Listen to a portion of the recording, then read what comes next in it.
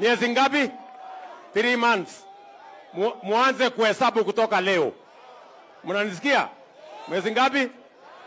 Ni barabara itakuwa imebadilika, nimeweka lami iko sawa sawa. Na dunia hii yote mimi nataka niwahakikishie, we are going to change this Kibera iwe ni mahali pazuri. Tunaelewana jameni? Mumehangaika siku mingi, lakini majira na masaa ya kubadilika imefika. Tumekubaliana jameni? Tuko pamoja? Simuliona nilienda kuhamisha watu wa Mukuru huko. Nikakuja nikawapandisha kwenye gorofa. Nyinyi mjipange, gorofa yenu ninajenga hapo, mutaenda kupanda gorofa muishi huko. Tuko pamoja wana? Tuko pamoja? Tuendelee tusiendelee? Mnasema tuendelee tusiendelee? Tuunganishe Kenya, tuendeshe maendeleo, tusafishe Nairobi, tuwapangie manyumba, watoto wenu wasome, tuhakikisha kwamba kila mmoja wenu anapata matibabu. Basi 10 bila break, 10 bila break.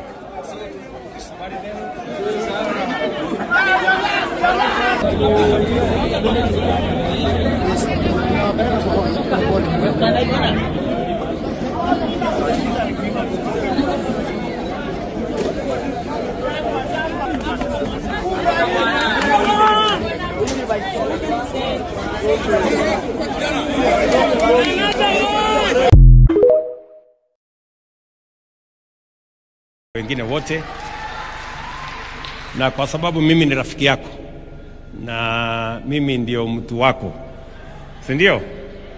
Na mimi ni supporter wa huyu mjamaa so naona uniform si mbaya sana, lakini we can make it better. We can have another we can have another pair of uniform. So wale wanaongoza kwaya hiyo na kwaya ingine hapo ya wale nini hiyo na kwaya ya worship, praise and worship, so nitakupatia shilingi 1,000,000 ufanye